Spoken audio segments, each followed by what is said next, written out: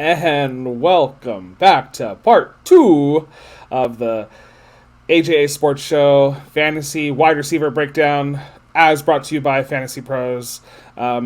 If you join us for part 1, which you did, and I will link somewhere above here, maybe in that direction. You got to hear these guys talk about the top 15 wide receivers next season.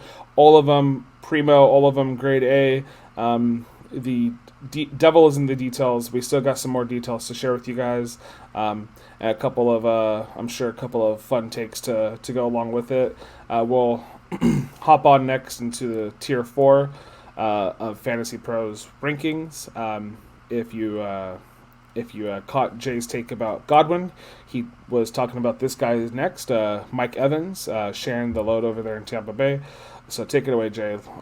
What's your what are you thinking about Mike Evans for next season? But first, sorry, I got a little excited there. 70 catches, 1,000 yards, 13 touchdowns. Pretty standard, simple stuff. But give us your Mike Evans take. Yeah, so if Chris Godwin and Mike Evans were on other teams and didn't play on the exact same teams, they'd be elite wide receiver ones. But they kind of cannibalize each other. Having Tom Brady kind of keeps their fantasy value afloat and kind of warrants where they're at in the rankings. I still think a little high, for my opinion. He finished as wide receiver 11 last year with 15.5 points on average. Chris Godwin missed 4 games, as I mentioned. So, kind of kept Mike Evans a little higher up on the totem pole there.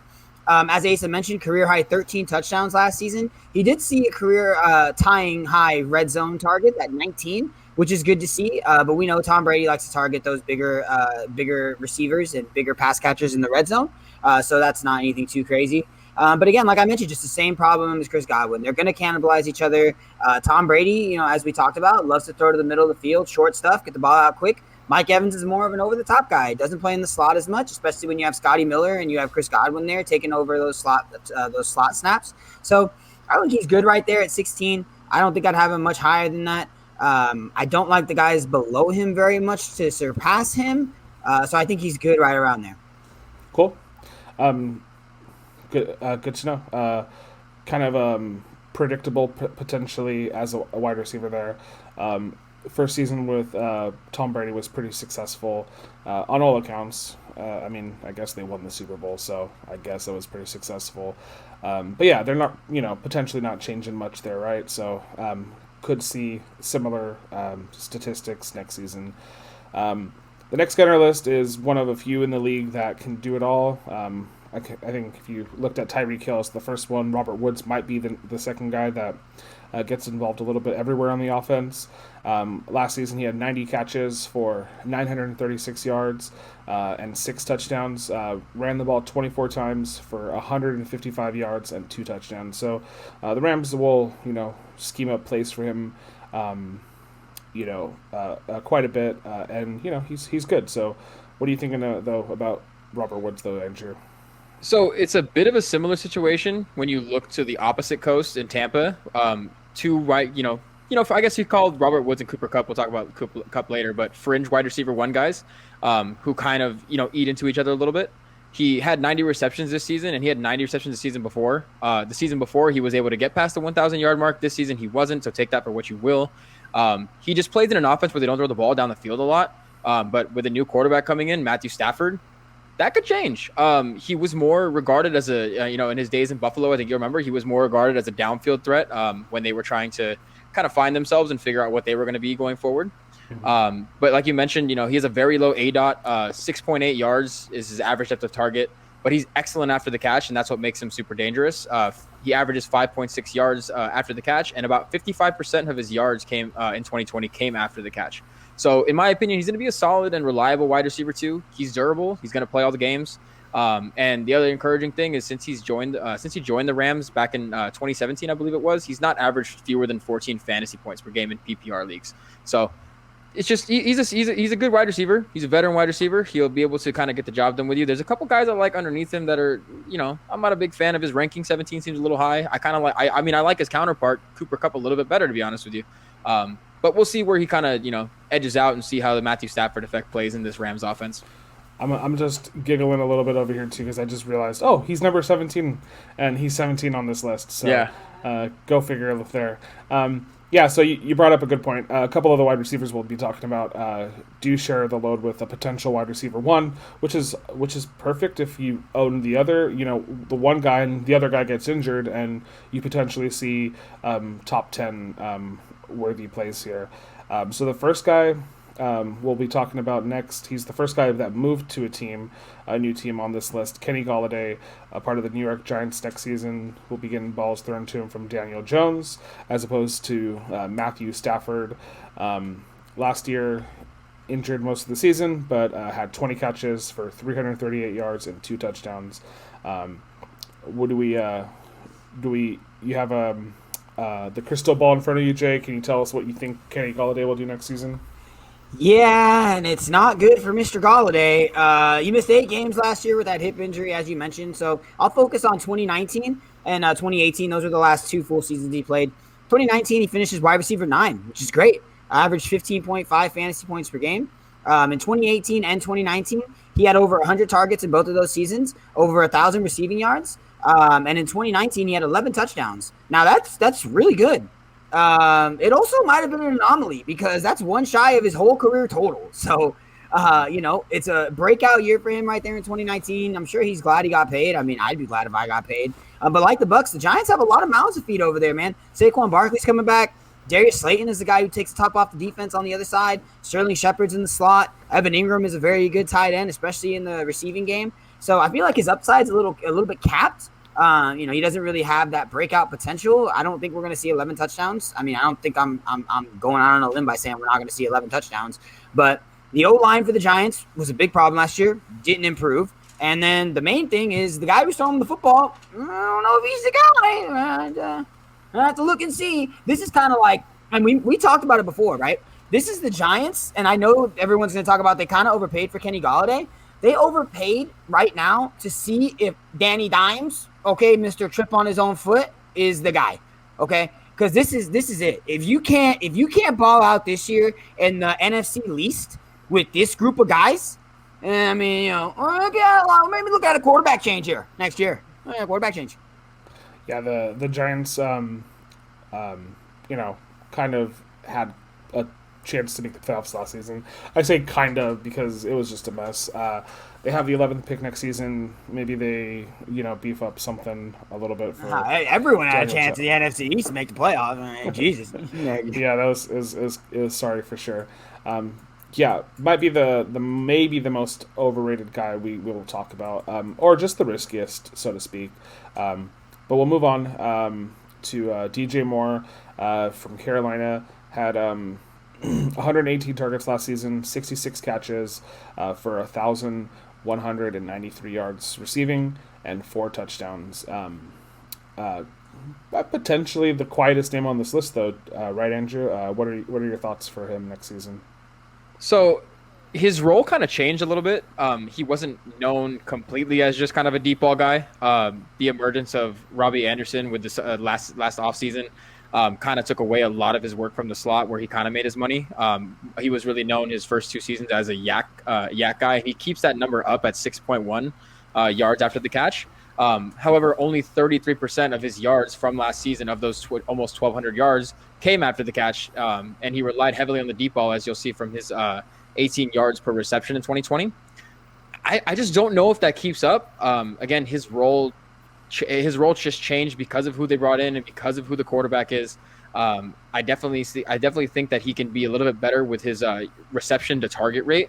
That's definitely something that we didn't see in his first 2 seasons. He's almost catching like 1 out of every ball that's thrown his way, or 1 out of every 2 balls that's thrown his way. With 118 targets and 66 catches. So I'd like to see that improve.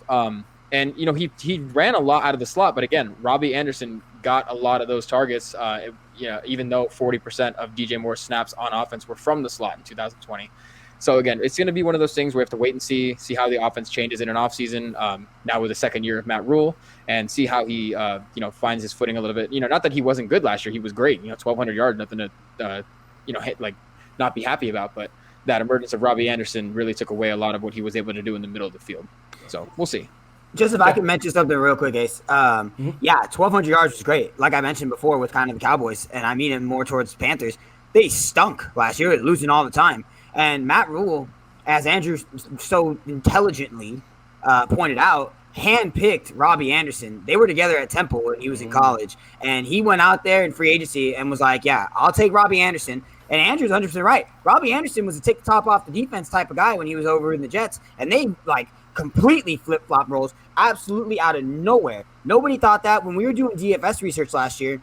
Boys Adam Levitan and Evan Silva over there at Establish the Run were mind-boggled with what was going on there in Carolina, because that just wasn't DJ Moore's MO the entire beginning of his career. And then Matt Rule comes in and makes him a deep threat. So just an interesting note there, because you're absolutely correct. I 100% agree with that. Good stuff, guys. Offenses evolve and change, and sometimes the players do too. So we'll see how that looks for him next season. But potentially some risks there. Potentially some drops with our next guy, Diontae Johnson. 88 catches last season, 923 yards, and 7 touchdowns. Had some really high peaks last season and some really low moments, so to speak. But played on a passing friendly offense. What are your thoughts though next season for him, for Jay? So I'm going to keep it a buck with all the viewers and with you guys. I had to do quite a bit of digging for this dude because I was confoozled. He finished as wide receiver 21 last year for a 14.8 average. He saw 144 targets. That's 52 targets more than he saw the year before that. Granted, Ben Roethlisberger missed some time the year before that. His catch rate for his career is 62%. His catch rate last year was 60.7. That's the bottom 28 percentile of the league. He did finish with a 22.2% of the team target share, which is top 10 in the league. That's what I'm saying. These numbers don't make any sense. You get the good and you get the absolute terrible, and I'll keep going. Ben Roethlisberger threw the ball 608 times last year, tied for the second most in his career. Led the league last year, 40 and a half attempts. It led the entire league, right? They bring back JuJu Smith. They bring back Chase Claypool. And then, AC, you talk about the drops. He had a 10.3% drop rate. If you threw him the ball 10 times, he's dropping one of them. It's bottom 8 in the league. It's bottom 8 in the league for a guy who saw 144 targets. I can't make any two bones about it, because if he's going to see 144 targets, this is absolutely warranted. But if he's going to drop one out of every 10 of them, I mean, where's the upside? I really don't know. And then look at his touchdown percentage. It was fine. It was fine. What do you have? 7? Okay. He could have had 10. He just dropped some. I mean, it's unbelievable. So I really had to do some digging on this. I mean, if they're going to come out and throw the ball this much, then he's super viable, especially at 20. You could see Chase Claypool kind of emerge a little bit more in here, considering what he did towards the end of the season. He's a bigger body type guy and didn't drop the ball as much. That's for sure. So just an interesting guy at 20. I think I would much rather have literally the very 3 next guys. They don't drop the ball. So I'll take those 3. Yeah, I mean, you're talking about, the highs and lows that I talked about too. And a lot of his targets are quick, 1 to 2 seconds out of the pocket. Ben Roethlisberger is throwing him the ball. So, 3 to 5 to maybe up to 10 yards, he's down the field. And that's not, deep. We're not talking about deep catches that are super contested. So, kind of a little worrisome there, because, if you're drafting him as your wide receiver 2s usually want to bring you consistency or upside to 1. And, he has a couple question marks on both sides there. So Cooper Kupp is our next guy. If I recall correctly, Andrew talked about Robert Woods. So you guys are calling out all the teammates here, and I love that. So Cooper Kupp last season, 92 catches for 974 yards and 3 touchdowns. Splitting time with another wide receiver there. But yeah, you kind of already mentioned him, Andrew. But finish your Los Angeles Rams wide receiver take. I think the Rams just went into a lab and they got the same. They said, "I want these 2 receivers," and they were able to get literally the same exact receiver. Because if you look at the stats, I memean, Cooper Kupp had 2 more receptions, maybe 40 more receiving yards, but Robert Woods got the extra touchdowns, and Cooper Kupp had 6 fewer targets. So I like him a little bit better than Robert Woods, just because the eye test from Cooper Kupp, I like what I see a little bit more. He's sneaky slippery too. He was tied with DeAndre Hopkins last season for the most forced missed tackles with 21 last season amongst all wide receivers. So another reason why I like him a little bit more than Robert Woods. But again, they do the same thing. 54% of his yards, just like Robert Woods, came after the catch in 2020 with 529 yards, which ranks second in the NFL by a receiver. Who was right behind him? Robert Woods. So again, it's going to be interesting to see how the Rams offense, maybe changes a little bit with Matthew Stafford coming into the fold. And the other thing that I wanted to save until we got to Cooper Kupp is the Rams added Deshaun Jackson. And the only reason I mention this because I don't think Deshaun Jackson's going to be adding any sort of statistical monstrosities or anything like that. But I think he's going to be able to, work into the benefit and play a little bit more into the hand of Cooper Kupp and Robert Woods and allow the Rams to work the middle of the field a little bit more by just sending him on go routes all the time. Just send him on go routes. If Matthew Stafford could find him, just rear back and chuck it, baby. And if you can't, guess what? You got Robert Woods and Cooper Kupp running down the middle of the field that can just make people miss and get the yards after the catch that you need. Like I said, I like Cooper Kupp a little bit more than Robert Woods. Most of it is based on the eye test and a little bit on the forced tackles that he's able to do. He's a little more slippery. So this ranking's pretty good. I think he could slip into the top 20, but maybe the next few couple guys coming up after him that we talk about might be able to supplant him. I mean, this wide receiver group is stacked, man, and I mean it's going to be stacked in over there in Los Angeles too. But they do have a better passer. Stafford is leaps and bounds better than boring Jared Goff. So yeah, we'll definitely see. I expect both of these guys to breach 1,000 yards next season. But it's cool to kind of see you getting to 1,000 yard seasons out of your top two guys. Like you can't ask for better than that. Okay, did you talk about Justin Jefferson too? No, you didn't. Okay, so we're breaking up the teammate trend here. Jay's going to talk about Adam Thielen. 74 catches last season for 925 yards and 14 touchdowns. Oh my! Wow. Okay, what's going on with Adam Thielen? 14 touchdowns is the most we've seen in a while on this list. But go ahead, tell us about a little bit of fool's gold. Yeah, finished as wide receiver 10 last year, about 17 fantasy points per game. As Asa mentioned, 14 touchdowns last year. His former career high was 9. Yeah, he only had 25 his first 6 years. When you look at it, it's a 13% touchdown to target ratio. Kind of absurd. I wonder where we heard that. Maybe back with our boy Robert Tonyan, a little too high for my taste. He's only got a 5.5% touchdown to target ratio in the 4 seasons before, and those were the 4 seasons where he was actually seeing consistent target share.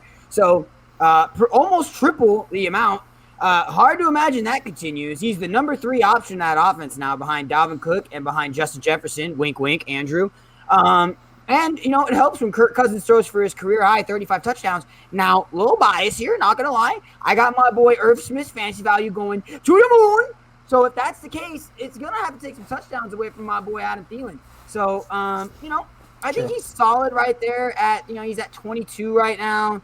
I'd rather have Kupp. I'm good with him being above him. I might rather have CeeDee Lamb, to be honest. I think that offense is going to be a little more explosive than the one over there in Minnesota. So I'm just really chalking it up to, dude's not going to score 14 touchdowns again. And if we go back to the regular season, at the end of the regular season, and you pull this clip, and if he scores 14 touchdowns again, I'll be wrong. But I'm going to be on that bridge by myself, I suppose. Well, we'll be there on the other side, waiting for you to cross it. Okay, so we're gonna so nice. Yeah, you're welcome. End tier 4 by talking about CeeDee Lamb. Andrew had talked a bit about Amari Cooper with us. CeeDee Lamb last season, 74 catches, 935 yards, and 5 touchdowns. But let's hear Andrew's take. What are you thinking about him next season, Drew? So he's already one of the, if not the best slot receiver in the NFL. I know there's some arguments here that could be made for certain other guys and stuff, but he finished second in yards from the slot with 877 last year, third in catches with 69, and fifth in touchdowns scored with 5 touchdowns all from the slot. So he's already solidified himself as that, and he finished as wide receiver 22 without Dak. So not bad for a rookie. A couple other Justin Jefferson was the only rookie who really truly outplayed him. Had Dak played the full season, he was on pace for a 92 catch, over 1,300 yard season and 8 touchdown season. Over the first 5 games, he was targeted over 8 times a game, and was already averaging over 80 yards per game. And Dak was just looking his way. So I think he's going to be a stud, like sleeper stud, kind of like a wide receiver 2 for sure in year-long fantasy, especially considering, like I mentioned earlier in the previous video when we talked about Dallas, they've been a top 3 passing offense since Dak Prescott took over as quarterback in 2017. And yes, Jay, I know a lot of that has to do with the fact that they've been losing a lot. But again, that doesn't take away the fact that he's going to be seeing the volume. So I like CeeDee Lamb a lot. I like him better than Robert Woods. I like him better than a few other guys that we've talked about already. Adam Thielen, of course, as well. And I might even like him a little bit better than Cooper Kupp. I mean, again, because that's another thing where another quarterback coming to town where we have to see what he's going to do. We have to see where he's going to be. I think you kind of mentioned it pretty perfectly there, Andrew and Jay. In your last couple of takes, you're like, yeah, I like this guy a little bit better than that guy. I like that guy a little bit better than this guy. And at this point of the wide receiver pool, you kind of just have to choose who you like and just roll with it. You'll find a reason to like someone a little bit better than the other. And I think you're more than warranted to like just to roll with it and see where you go. And maybe you trade them in the season, or maybe you don't pick them multiple times for DFS. But yeah. So this next part, we're all gonna take turns giving you guys our top players from the next 2 tiers. So we're gonna do round robin style. We're gonna do tier 5 next. We're not gonna go through every player, but we each have. We're gonna go through 9 players out of each tier. Which this is kind of the tier where you're looking at like wide receiver 2 fringe players to wide receiver 3 players. So. We're looking potential for value maybe to wide receiver 1, so we'll start off with, I guess I can go. So my first guy to talk about in tier 5 is Brandon Aiyuk. Kind of get some mixed feelings here on the show, but I like him a lot. I like him a lot because I think that with a potential, more balanced offense next season in San Francisco, that they can, we've seen 2 wide receivers being held together by other teams and with far less potential talent than Jimmy G, can bring to this field. And, maybe this team drafts another quarterback, who knows. So the 49ers played behind a lot last season, so I like that for his potential. He had 60 catches for 748 yards and 7 touchdowns, 2 of those on the ground, so he can do it a little bit of everything, kind of maybe, like the poor man's Robert Woods and the poor man's Tyreek Hill. He finished 4th last season behind Jefferson, Higgins, and Claypool, who are your top 3 wide receiver rookies that came into camp.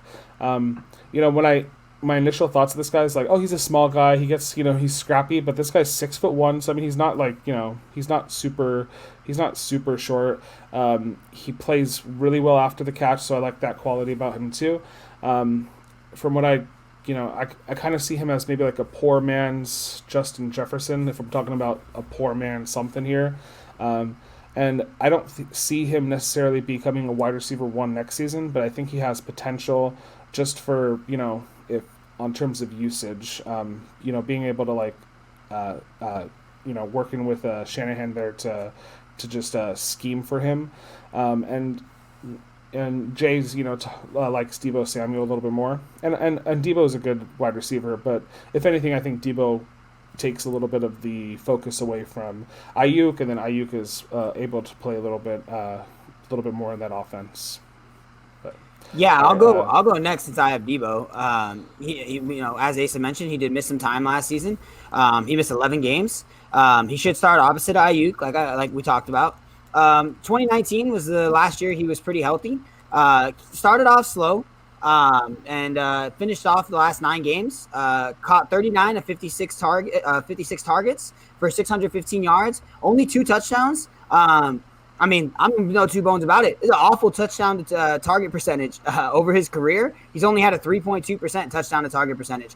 Now, that's awful, right? Why would I be okay with that? Why would I think that he's a good play if that's the case? Well, what's really encouraging is in that season in 2019, of his 81 total targets, 16 of those came in the red zone. That's almost 20% of his receptions coming in the red zone. So I just think it's some unlucky regression there. I can definitely see that coming up. If he's going to get 20% of his looks in the red zone, I mean, I don't think he's only going to score 5 touchdowns in the first 2 seasons getting that many looks, and again, being that close to the goal line.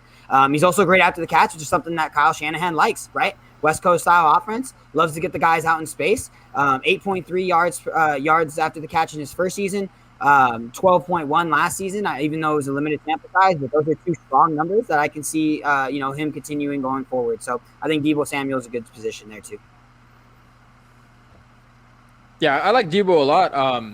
The guy that I kind of chose, I like T. Higgins. He's more of the traditional kind of going away from the Deebo Samuel mode. He's more of the traditional wide receiver, kind of line him up outside. And Cincinnati went and got him so that way he could replace AJ Green, who's now, off to Arizona. But Deebo and Aiyuk are both really, really just talented players, and the 49ers should have no problem getting him the ball next season. T. Higgins was somebody that Joe Burrow had no issue getting him the ball last year when he was able to play. Aside from week 1 and week 17, when T. Higgins in week 1 he only played 15 snaps, and then in week 17 he only played 4 snaps because he pulled up a little hammy injury, and they're just being precautionary. Nothing. The season didn't really matter, obviously. But had Joe Burrow not gotten injured, in my opinion, I think we'd be talking about T. Higgins in the same way we kind of talk about CeeDee Lamb. He definitely would have gotten past the 1,000 yard mark. He was a regular starter in my fantasy PPR lineup last season. He was kind of the guy I replaced Michael Thomas with. I dropped him halfway through, and he was consistently averaging 15 points. And even with when Joe Burrow was in the lineup, when he was healthy, he was averaging over 18 points per game through that little short stretch of time when he was actually the starter. So again, no AJ Green. I think that T. Higgins will be a solid wide receiver 2 going into next season, and possibly has a way to make his way into the top 25. Who do you like next, Ace? So my next guy, and I don't know. I could see this going a good way or a bad way, and it's Jarvis Landry. Veteran guy for the Cleveland Browns. That offense kind of picked up a lot last season. I liked that. I liked what I saw out of Baker Mayfield. They do like to have a balanced offense, so with that, the way that I personally look at it is they're going to run the ball, they're going to also pass the ball. Baker Mayfield wasn't drafted number 1 overall just to hand off the ball to Nick Chubb and Kareem Hunt for the rest of his career. He only missed 1 game last season, and he did incrementally better as the season went on. Part of that also had to do with the fact that Odell went down with injury. He is fantastic when he's contested. He had a 70% catch rate last year on contested balls. You saw a lot of highlights from him if you watched some games from Cleveland. They had 1 wash game last season too, in that wind weather game that was just kind of hard to watch. Where I think you get a little bit of fun out of him is last season, probably the best. He was the best quarterback on the team. He went 4 for 4 for 74 yards and a touchdown to the moon. So again, he can do a little bit of everything. They'll scheme up for him a couple of times throughout the season with that exact thing in mind. He played the thing about it too is he is a veteran, so he played 200 less snaps last season, but still was able to do more with less time. So they kind of preserved him. They still made the playoffs. They were successful, so I don't necessarily see them going away from what they did last season. He's kind of the last name in this list, right? He's the last person on this tier, and I would take a veteran presence to catapult you into a flex position or a wide receiver too. I think he's a little underrated as far as this list goes. And then just to give you his stats, 72 catches last season, 840 yards, and 4 touchdowns, and one of those was on the ground. So I probably don't see him exceeding the 4 touchdowns that much. Maybe he'll live around 4 to 6, but I think he's good kind of as a PPR asset. And I'll take him above a few of these other names on this list. I'm going to talk about another guy afterwards, but I probably would feel safer taking Landry over my next guy. But I'll let Jay talk about his next guy now. Yeah, so if we're going to talk about underrated, there's one guy here that stands out like a sore thumb for me.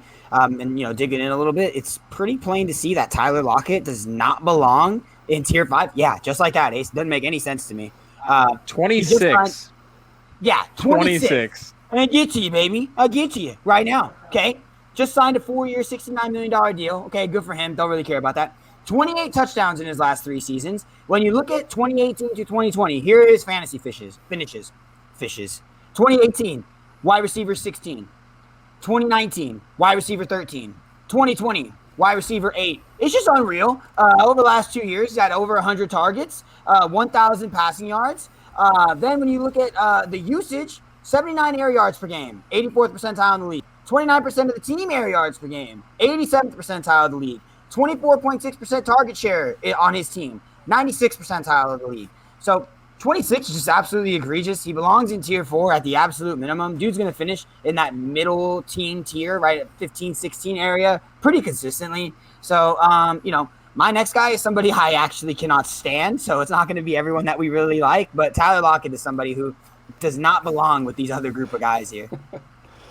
Yeah, it kind of felt like we were missing something in the first couple tiers, right? I guess that's where it is. This guy, I guess, thought he maybe be in that tier. The next guy that I have on my list, JuJu. He probably thought once Antonio Brown shipped off in the last couple seasons, he'd be able to be a consistent top 20 guy.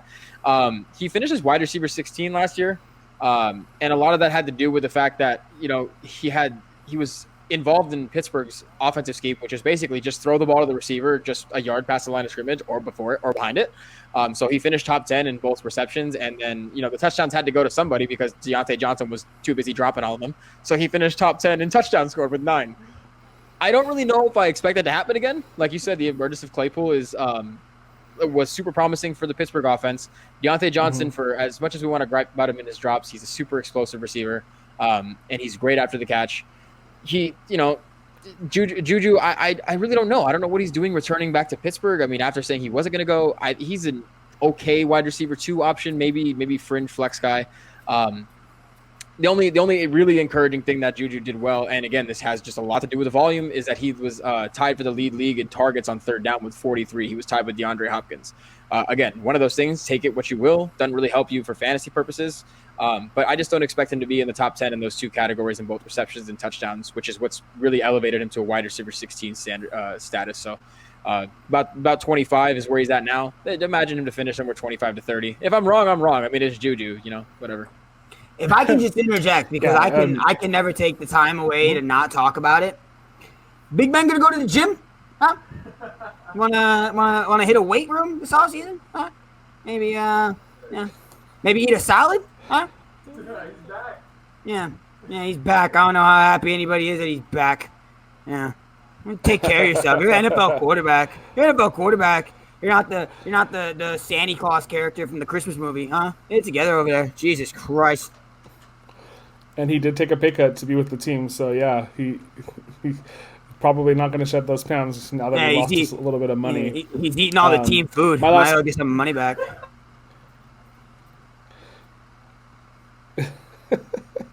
Okay, so my last guy, I'll keep it as short as I can. He's number 31 on this list, Will Fuller. He obviously is an extreme talent. He has speed that is fantastic. Last season he on a route run on Thanksgiving Day against the Lions. This was actually his last game of the year before he was suspended. He got a 40-yard touchdown pass, and he topped out at 21.56 miles per hour on his run route. So he doesn't no lie there. He's gonna beat you on the ground. He had 53 catches for 879 yards and 8 touchdowns in his shortened season. And one of those games he played was that aforementioned Cleveland game where it was just a mess. The wind was gusting up to 40 miles per hour or some nonsense like that. So nobody did anything in that game. When he plays, he's consistent. I don't know how this Miami offense is gonna do next season. So I would consider him a buy low candidate just to kind of see how their offense plays out in the draft. Pay attention to the draft if you like you see what they did there. If they just put too many extra weapons around Tua, then I might be a little bit more trepidatious here with this pick. But I do like him for just sheer will. If he played the rest of that season out, he's potentially being in the mix for a wide receiver 1 here. So he's most likely the most risky player for me here. That's why I said I maybe don't like him as much. But I do see potential for him given the development of that Miami Dolphins team. Yeah, so I'll take it from there. We're we're gonna have this guy. He's led by our number 1 draft pick on the hashtag AJA Team Cheek List, Drew Lock, Courtland Sutton. He had a good year 2019, finishes wide receiver 19, averaged 14 points per game, 72 catches, 112 yards, 6 touchdowns. We all know Drew Lock's pretty cheeky. Completion percentage stinks. Doesn't bode well when you're Courtland Sutton. In 2018, your catch percentage was 50%, and in 2019, your breakout year is 58%. Homeboy Drew Lock only throws for his career 59% of his passes for completions. Absolute cheeks. So just stay away from Denver, except maybe Noah Fant, because at least his throws are easy. They're right in front of him. You got to be you got to be absolutely terrible. I mean, Drew Lock is borderline and right there at this point. But yeah, I'm staying away from Courtland Sutton. I'm staying away from anybody in Denver until Mr. Number 1 overall Team Cheeks is out of there. So that's it. No Courtland Sutton for me. Yeah, so thankfully, captain of Team Cheeks is not on the Panthers, because if I have a chance to, I'm going to be rostering the next guy, Robby Anderson. If I get a chance, like we talked about him earlier, he's ranked below DJ Moore, and I think that's because the eye test has a lot for seeing. DJ Moore is the better player, and it all comes down to how Matt Rule is going to use him. So he accounted for 26% of the team targets last season. So him and DJ Moore accounted for basically 52% of where the balls went last year. And he's another yak machine. He 47% of his total receiving yards came after the catch. Now that Curtis Samuel has gone on to Washington, it'll be interesting to see how much more of the workload gets thrown onto DJ Moore and to Curtis Samuel. Into Robby Anderson. Again, he took away a lot of the slot stuff, but he was also targeted 20 plus yards downfield 22 times last year. So not only did he take away a little bit from the slot for DJ Moore, he took away some of the downfield targets. So if that rings true for 2021, I'm going to try and roster a Robby Anderson as a regular starter probably in season long. And you look as he was a boomer bust guy in New York, and he can go off. So in daily fantasy too, you could probably find him in good spots where he can have big days. But yeah, that'll round out my my tier 5 guy right there. Robby Anderson probably has a chance to sneak his way up past probably past JuJu or something too. Or I like T Higgins though. T Higgins at a tier 5. Just want to throw that in there. Still like him a lot. Yeah, we didn't talk about everybody in tier 5. You had me saying T Higgins 5, tier 5. Obviously there's some good names there. Check out those stats on FantasyPros. So we're going to move to tier 6 next. I'll start it off again. My guy is number 42 on this list, Corey Davis. New team playing with the New York Jets. Potentially now the wide receiver 1 there. He has been playing behind A.J. Brown. Last season, behind A.J. Brown, he had 65 catches for 984 yards and 5 touchdowns. He did have a couple of games where he was the wide receiver 1 because A.J. Brown did miss a couple of games here and there. The way that I look at it is the Jets will be behind a lot next season, so they're going to have to throw the ball. Now that Adam Gase and his idiotic play calls are out of town, this team isn't going to be running on 3rd and 30s like they did several times last season, which was just pathetic to say the least. New coach Robert Saleh is going to make sure that offense, even though he's more defensive minded, will run better. They play a lot of bottom teams against the pass next season. I believe they play 5 or 6 of the top bottom 10 against the pass next season. They have 3 picks in the top 34. I expect them to build around their offense a little bit more. So, getting some more pieces potentially around Darnold so he could be a little bit more successful. If they don't go with Darnold, then they'll, potentially draft his replacement. And I wouldn't, I don't mind rookie quarterbacks throwing the ball. Anyways, just real quick, last thing here. If Darnold will improve, I see Corey Davis doing well. I can see him having at least the season he had last season. And his new offensive coordinator is Matt LaFleur's brother, Mike LaFleur. He runs a West Coast style offense, and he's mentored, Jimmy G, CJ Beathard, and Nick Mullins. 2 of those guys, right? Had better seasons last season than Darnold. So LaFleur can get a little bit more out of the quarterback play there, and I think that's serviceable. We see what serviceable quarterbacks can do with talents, and I think Corey Davis is a good talent, and I think he's low for 42 here. I don't see him. I see him as a. Sorry, go ahead. Yeah, I was going to say. I'm sorry. I was a potential wide receiver too. I was going to jump the gun here a little bit with Johnny and talk about the other Jets receiver because we don't need to spend. I'm not going to spend too much time on Jamison Crowder, but he's the other guy that I kind of like from this group, mainly just because I think he's a great DFS matchup. Last season he started off pretty hot, and this is going to be the guy that Corey Davis kind of goes and runs with going into next season and be the go-to guys for Sam Darnold if that's where they choose to go. The Jets. A new offensive coordinator probably doing some good, like you mentioned. He started off last season pretty hot with 3 straight 100-yard performances, but injuries forced him out of the first 8 games, and he never got back on track. Never saw another 100-yard game. So for me, I think Jamison Crowder out of this group is actually he's not a terrible rotation play for season long. I like Corey Davis a little bit better in this spot, like you said, has an opportunity to be wide receiver 1 for Sam Darnold. In daily fantasy, he's a really good situational play. I used him a couple times and was able to cash out a little bit using Jamison Crowder. You could ask Jay about that. Not going to blow your socks off with what he does. He's a good slot receiver, veteran presence. He's still just under 28 years old, so he's going to be able to win one-on-one matchups in the slot and hopefully get some easy looks for Sam Darnold. Who do you like out of this group, though, Jay? Yeah, I don't. They better be coming out of a lot of 4 wide receiver sets because both of those guys love to run out of the slots. That's where they're the most efficient.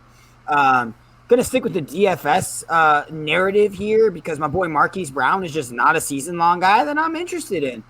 Finished wide receiver 36 last year. Finished the wide receiver 46 the year before that. Dude sees elite usage, man. 25% of the team's target share, 96th percentile in the league, 38.7% of the team's air yards, 99th percentile in the league. Those numbers should pop off the screen for you. But when you're a smaller guy and you run all your routes on the outside because your offensive coordinator hates you and doesn't like to put you in the slot and listen to Johnny, that's what's going to happen. So I think he's a great stack option. Lamar, it got to the point last year where I was running 3 tournament lineups. I was running a Lamar stack, I was running a Josh Allen stack, and I was running a Patrick Mahomes stack and hoping one of them hit. So I would definitely be playing him in DFS. Really don't want any part of them in season long. The other 2 guys I'm going to talk about, I don't really care for either. I don't know if I just have a thing for low-end wide receivers or something, but I don't like any of these. We'll keep it on. Yeah, so a lot of these guys you probably potentially find on your bench, or maybe they'll blossom into a bigger role given the opportunity to do so. Hollywood Brown might not be one of those players that blossoms into another role. And then I don't think so. For our Jets picks, I feel like we do have room to grow with our Jets picks because they were pretty bad last season with Adam Gase calling plays. My next guy is Michael Gallup. I'm not going to sit here and say I would rather have him over CeeDee Lamb or Amari Cooper. I wouldn't. He finished last season with 59 catches, 843 yards, and 5 touchdowns. Serviceable for me. In the season before with Dak, because he didn't play much last year with Dak, he played 14 games in 2019 and had a better statistical season. So if we're looking at potentially, being a 70-catch, 1,000-yard receiver with 5 touchdowns, I'll take that on my team any day. He finished as wide receiver 38 last season, but still had 100 targets. So as a volume play, I would feel comfortable taking a little bit of a risk on Gallup as opposed to, like Jay had mentioned, Marquise Brown. Yeah, not a bad target share for a guy who was on a team where CeeDee Lamb and Amari Cooper were healthy. Again, has to do with the fact that they were losing a lot, but still 100 targets to a third receiver is a lot. You're not going to see that very often. The next guy I kind of like is a guy who's on a new team, Curtis Samuel. He was wide receiver 24 in 2020. A couple reasons why I like him. Not a lot that I'm going to really, harp on, and I probably won't be rostering too much. He gets to play with his former college roommate, former teammate and college roommate Terry McLaurin. He's also the only wide receiver in the NFL over the last 3 seasons to have more than 15 receiving touchdowns and 5 rushing touchdowns over the last 3 seasons. So super versatile player. He has a chance to, be a rotational guy for season long, and possibly much like Jamison Crowder, a situational guy. They no longer have J.D. McKissick coming out of the backfield, and he's returning. And Curtis Samuel is returning to his former head coach Ron Rivera, who he played the first 3 years of his career with, who liked to use him out of the backfield and give him a lot of those touches out of the backfield, just running the ball. So we'll see. He has a little bit of potential. He's just kind of one of those interesting guys that a lot of contending teams had their eye on. Like the Ravens had an eye on him, the Chiefs had their eye on him, even the Packers. He was just as a sheer talent perspective, he's got kind of like that Will Fuller. He's got that blazing speed. He's just speed you can't teach. So out of this group, Curtis Samuel's pretty good too if we're really digging deep here. Yeah, not solid there.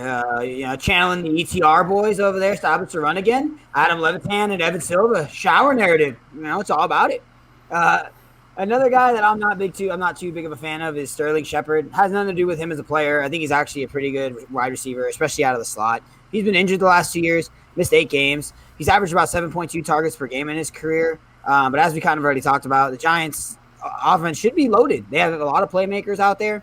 He's already not a touchdown guy. Only a 4.2% touchdown to target ratio. Not going to get any better when you had Kenny Golladay. And Danny Dimes is still throwing me the football. So Sterling Shepard is not a guy I'm very high on. It's kind of a narrative for me. I'm not high on really a whole lot of these guys, and the last guy will be no different. So, right on. My guy, I'm actually cautiously optimistic on. He has a new quarterback coming to town. That's Michael Pittman Jr. Rookie season last year, 40 catches, 503 yards, and 1 touchdown. So obviously some room to grow there as far as the stats that he put forward. But he barely played in the first half. Injuries and kind of just, obviously being a rookie set him back a little bit. And I would honestly say he never really clicked with Rivers. But, T.Y., who is, who's been great for the Colts, got 93 targets last season. And I can see that I could definitely see at least 20 to 30 of those going to Pittman next season. And maybe, them flipping their target share. In his most recent game was the playoff game against my Buffalo Bills. He had 100 total yards in that game. So, he had a pretty nice playoff performance there that made me optimistic. And I also think going into next season, they're not going to keep throwing it to their 3 tight ends for the rest of their life. They gotta throw it where talent is, and I think Jay's mentioned that quite a few times. Some of these teams frustrate us because they don't throw it to their talent, and they just kind of waste away Irv Smith Jr. or Donald Parham Jr. on the benches. So I would definitely look to see Michael Pittman be at the top of this tier at the end of the season, just because of upside alone. I would draft him quite easily. Again, he'd probably be more of a scary DFS play. But if you're doing some tournament lineup where you just want to make a play out of nothing, I would feel confident with Michael Pittman Jr.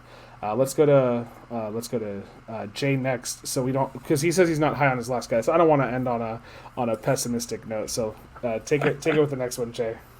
Yeah, so I'm not gonna blow any minds here with this, but it's another guy from Denver.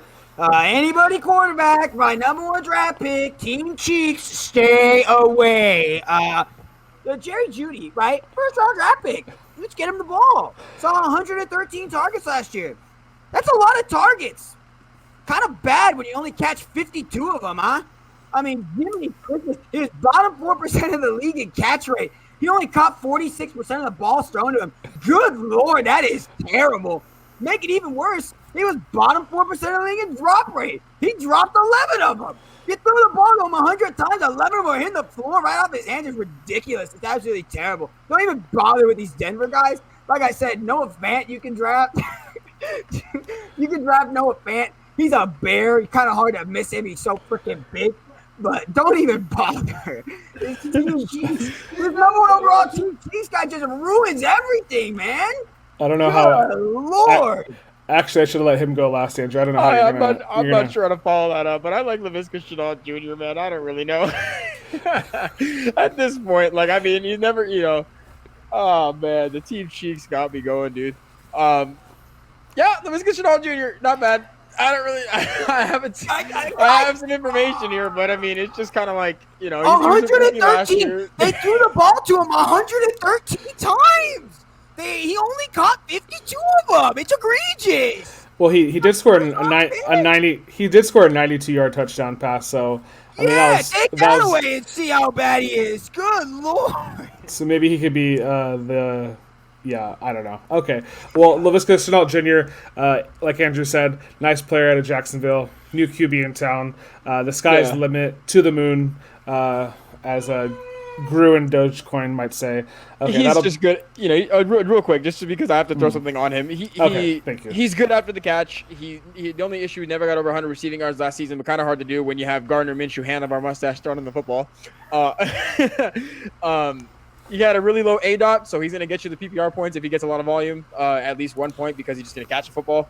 And the other thing too, it's encouraging. He forced the most missed tackles among rookie wide receivers with 12 in the season, which is another reason why people are encouraged about going into next year. Just so to end it real quick on some factual stuff that I actually have for Laviska, and not get you guys, not just leave it on me laughing my butt off. No, I will not allow it. I will not allow it. Gardner Minshew looks like the farmers only model for the farmers only dating services. That's what Gardner Minshew looks like. Get him off the football field. Jesus, put some talent on the football field. Oh, I'm gonna have fun with this editing this hot good meal for you guys later. But thanks for joining us. Hopefully you guys had a laugh there at the end. We're gonna end it here and then just go take a couple of deep breaths to catch our breath. We'll join you guys next time. This is part 2 of the wide receiver breakdown. Until then, bye guys.